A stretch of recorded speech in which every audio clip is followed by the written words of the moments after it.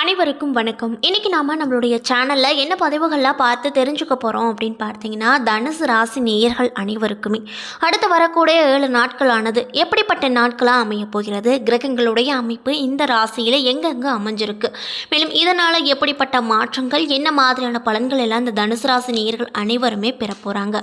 அது மட்டும் இல்லாம கிரகங்களுடைய அமைப்பால முக்கியமா நீங்க என்ன விஷயங்கள் செய்யணும் செய்யக்கூடாது என்பதை பற்றி தாங்க நம்ம இன்னைக்கு இந்த வீடியோ பதிவுகளில் முழுமையா பார்த்து தெரிஞ்சுக்க போகிறோம். இந்த பதிவுகள் அனைத்துமே தனுசு ராசி நேயர்கள் அனைவருக்குமே பயன் கொடுக்கக்கூடிய வகையில் தான் இருக்கும்.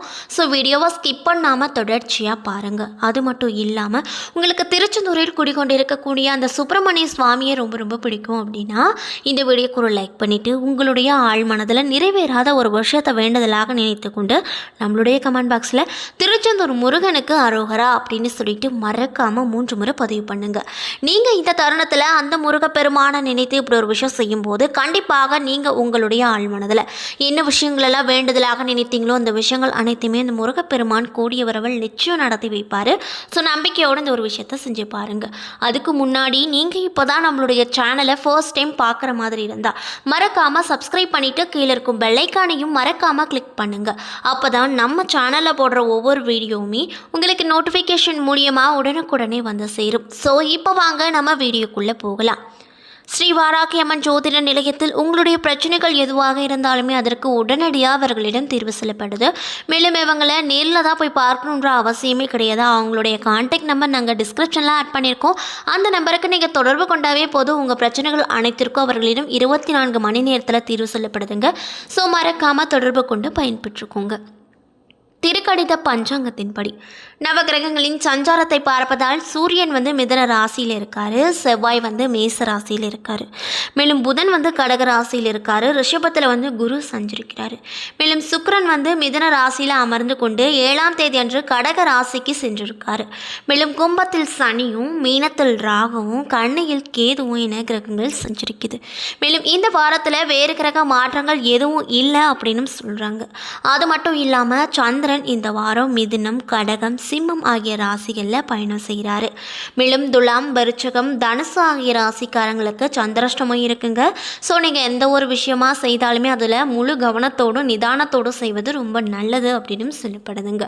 மேலும் இந்த வாரம் கிரகங்களின் சஞ்சாரம் மற்றும் கூட்டணி பார்வைகளால் இந்த தனுசு ராசி நேயர்கள் அனைவருக்குமே அடுத்து வரக்கூடிய 7 நாட்கள் எப்படிப்பட்ட நாட்களாக அமைய போகுது அப்படிங்கிறத பற்றி இந்த வீடியோ பதிவில் தொடர்ச்சியாக பார்க்கலாங்க. ஸோ ஸ்கிப் பண்ணாமல் பாருங்கள்.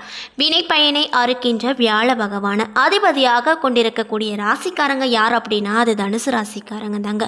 மேலும் சூரிய பகவான் உங்கள் ராசிக்கு இந்த 7 நாட்களில் 7வது இடத்துல அமர போகிறாரு. இதால் ஏதாவது ஒரு பிரச்சனை மனதில் ஏறி அமர்ந்து கொண்டு உங்களை சங்கடத்தில் ஆழ்த்தும். அதாவது என்ன பிரச்சனை அப்படிங்கிறதே உங்களுக்கு தெரியாது. உங்கள் மனசில் ஏதோ ஒரு விஷயத்துக்காக கவலைப்பட்டுட்டே இருப்பீங்க. இதெல்லாம் சூரிய பகவானால் தான் உங்களுக்கு நடக்க போகுது அப்படின்னு சொல்லப்படுது. அது மட்டும் இல்லாமல் உங்களுடைய நெருங்கிய நண்பர்களால் சில சிக்கல்களை சந்திக்க வேண்டிய கட்டாயம் உருவாக்க கொடுங்க. அதனால் பார்த்து எந்நேரமும் எச்சரிக்கையாக இருங்க. மேலும் சந்திரனின் இடப்பெயர்ச்சியும் உங்களுடைய பொருளாதார முன்னேற்றத்திற்கு அவ்வளவு அனுசரணையாக இருக்காது. அதாவது சந்திர பகவானுடைய இடப்பெயர்ச்சியானது இந்த காலகட்டத்தில் அது முக்கியமாக இந்த 7 நாட்களில் உங்களுக்கு முன்னேற்றத்தை தரக்கூடிய அளவில் நிச்சயமாக இருக்காதுங்க. உங்களுக்கு பண விஷயத்தில் நிறைய விதமான இழப்புகளை பார்க்கக்கூடிய காலகட்டமாகவும் இந்த காலகட்டம் இருக்குது. அதனால் உங்கள் கையில் ஏதாவது காசு வச்சுருந்தீங்க அப்படின்னா அதில் அதை ரொம்ப கம்மியாக செலவு பண்ணுங்கள். அதிகமாக எந்த ஒரு வீண் செலவும் செய்யாதீங்க. நீங்கள் இந்த காலகட்டத்தில் பண விஷயத்தில் அதிக இழப்பு ஏற்படும் அப்படின்னு சொல்கிறாங்க. ஸோ பணம் இருந்துச்சு அப்படின்னா அதை கவனமாக நீங்கள் செலவு செய்வது இந்த காலத்தை பொறுத்தளவுக்கு ரொம்ப நல்லது அப்படின்னு சொல்லப்படுதுங்க. அது மட்டும் இல்லாமல் செவ்வாய் பகவான் இந்த காலகட்டத்தில் உங்கள் ராசியில் 5வது இடத்துல அமர போகிறாரு. இதனால் போட்டி பந்தயங்களில் உங்களுக்கு வெற்றி கண்டிப்பாக கிடைக்கும். சகோதரருக்கு பண உதவி நீங்கள் இந்த காலகட்டத்தில் செய்வீங்க. மேலும் புதன் பகவான் உங்கள் ராசியில் 8வது இடத்தில் அமர்வதால் வழக்கறிஞர்கள் மற்றும் மருத்துவர்கள் அதிக நன்மை அடைவார்கள். மேலும் மாணவர்கள் ஆசிரியர்கள் பாராட்டும்படியாக நடந்து கொள்வாங்க. மேலும் குரு பகவான் உங்கள் ராசியில் இந்த காலகட்டத்தில் 6ஆம் இடத்தில் அமர்வதால் இல்லாதவர்களுக்கு உதவி செய்வது, பொதுமக்களின் பாராட்டியும் பெறுவது போன்ற விஷயங்களெல்லாம் இந்த காலகட்டத்தில் உங்களுக்கு நிச்சயமாக கிடைக்கும். மேலும் வீட்டிற்கு தேவையான சாமான்களை வாங்கி போடுவீங்க. அதே போல் சுக்கிர பகவான் உங்கள் ராசியிலே 7 மற்றும் 8ஆம் இடத்துல இந்த காலகட்டத்தில் அமர்வதால் கணவன் மனைவிக்கு இடையே கருத்து வேறுபாடுகள் வரக்கூடும். அதனால் பார்த்து கவனமாக இருந்துக்கோங்க. முக்கியமாக உங்களுடைய பேச்சு வார்த்தைகளில் நீங்கள் ரொம்ப கவனம் செலுத்துவது நல்லது. மேலும் சனி பகவான் இந்த காலகட்டத்தில் உங்களுடைய ராசியில் 3வது இடத்துல அமர போகிறாரு. இதனால் எந்த காரணம் கொண்டும் தடித்த வார்த்தைகளை நீங்கள் உபயோகிக்கவே கூடாதுங்க. அது மட்டும் இல்லாமல் உங்கள் வியாபாரத்திற்கு வெள்ளங்கத்தை கொண்டு வரும். மேலும் ராகு பகவான் உங்கள் ராசியில் இந்த காலகட்டத்தில் 4வது இடத்துல அமர்வதால் வீட்டில் ஆடம்பரமாக திருமண நிகழ்ச்சிகளை நீங்கள் ஏற்பாடு செய்வீங்க. மேலும் கேது பகவான் இந்த காலகட்டத்தில் உங்கள் ராசியில் 10வது இடத்துல அமர்வதால் புதிய முதலீடுகள் மூலமாக தொழிலை விரிவுபடுத்துவீங்க. அந்த விரிவுபடுத்தும் முறை கூட உங்களுக்கு மாற்றத்தை தரக்கூடிய விஷயமாக தான் இருக்கக்கூடும் அப்படின்னு சொல்லப்படுது. மேலும் உங்களுக்கு 8, 9 மற்றும் 10ஆம் தேதிகளில் சந்திராஷ்டமம் இருக்குதுங்க. ஸோ எந்த ஒரு விஷயம் செய்தாலுமே முழு கவனத்தோடு நிதானமாக செய்யுங்க அப்படின்னு சொல்லப்படுதுங்க. மேலும் தனுசு ராசியில் மூலம், பூரடம், உத்திராடம், 1ஆம் பாதம் என 3 நட்சத்திரங்கள் அடங்கியிருக்கு. கிரக நிலையை பொறுத்தவரையில் தைரியபேரிய ஸ்தானத்தில் சனி, சுகஸ்தானத்தில் ராகு, பஞ்சமஸ்தானத்தில் செவ்வாய், ரணருண ரோகஸ்தானத்தில் குரு மற்றும் சந்திரன், களத்திர ஸ்தானத்தில் சூரியன், சுக்கிரன், அஸ்தமஸ்தானத்தில் புதன், தொழில் ஸ்தானத்தில் கேது என கிரக நிலைகள் இருக்கு.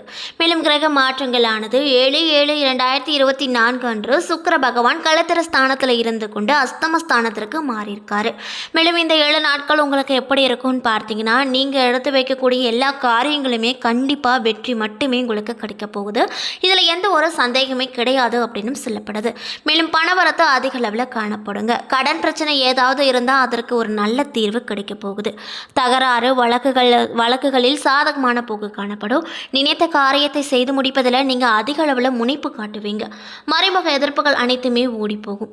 கௌரவம் அதிகரிக்கும். தொழில் மற்றும் வியாபாரத்தில் இருந்து வந்த போட்டிகள் அனைத்துமே இந்த காலகட்டத்தில் காணாமல் போக போகுது. பழைய பாக்கைகள் வசூலாகும். பண பிரச்சனைகள் அனைத்துமே தீரப்போகுது. உத்தியோகத்தில் இருப்பவங்களுக்கு வேலைப்பளு குறையக்கூடும். முயற்சிகள் அனைத்துமே இந்த காலகட்டத்தில் பலன்களை கொடுக்கக்கூடியதாக இருக்க போகுது.